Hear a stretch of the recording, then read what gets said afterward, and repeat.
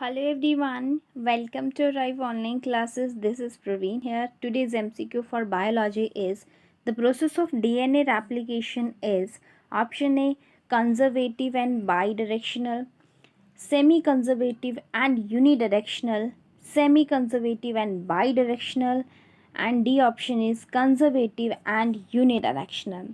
इस चीज़ को अंडरस्टैंड करने के लिए आपको प्रोसेस ऑफ रेप्लिकेशन की नॉलेज होनी चाहिए।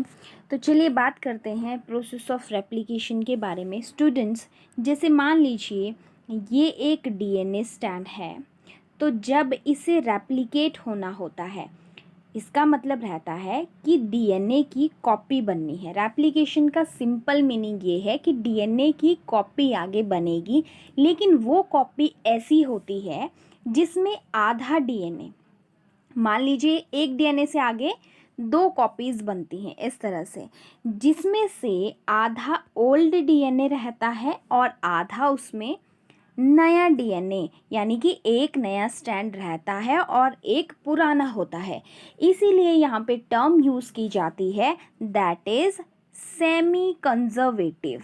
ओके, विच मीन आधा कंजर्व रहता है। पेरेंटल स्टैंड क्या है आगे, आधा कंजर्व रहता है।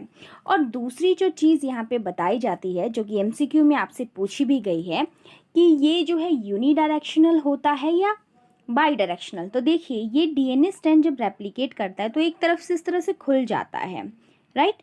ये इस तरफ से खुल गया, यहाँ से जो है वो प्रोसेस ऑफ रेप्लिकेशन शुरू होगा। तो स्टूडेंट्स, नया स्टैंड एक जो है मान लीजिए इस तरह से बनता है, तो दूसरा स्टैंड की डायरेक्शन इस तरफ रहती है, ठीक है। ऐसे वो होता है, मतलब कि आप देख पा रहे हैं कि एक डायरेक्शन जो है देखिए इस तरफ को है, एंड सेकेंड डायरेक्शन यहाँ पे आप देख पा रहे हैं इस तरफ है। तो ये प्रोसेस कैसा हो गया, बाई डायरेक्शनल, दो साइड से ये डायरेक्शन शो करता है।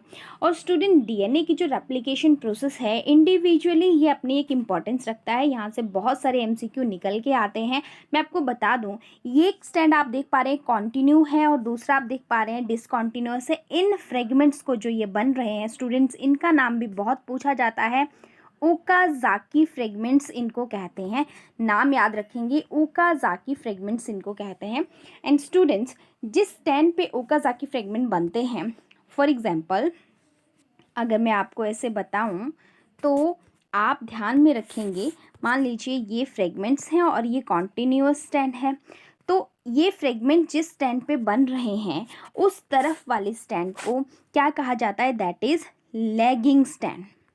लैग कर रहा है इसलिए लैगिंग, और जो दूसरा स्टैंड रहता है उसे लीडिंग स्टैंड कहते हैं। ओके स्टूडेंट, अभी मैं आपको एमसीक्यू जो नेक्स्ट करवाऊंगी उनमें मैं आपको डीएनए रेप्लिकेशन से ट्रांसलेशन है आपका, तो इसके मैं आपको एमसीक्यू कंटिन्यू अब करवाने वाली हूँ, जिसमें जितने भी मुझे इंपॉर्टेंट एमसीक्यू लगेंगे जो कि इस कंसेप्ट से रिलेट करेंगे मैं आपको करवाने वाली हूँ। तो यहाँ पे स्टूडेंट इस एमसीक्यू का राइट आंसर क्या हो जाएगा, एक तो वो सेमी कंजर्वेटिव होता है और बाई डायरेक्शनल होता है। ऑप्शन सी यहाँ पे करेक्ट हो जाएगा। सो स्टूडेंट्स, मिलते हैं नेक्स्ट एमसीक्यू में। Have a nice time and take care, bye bye.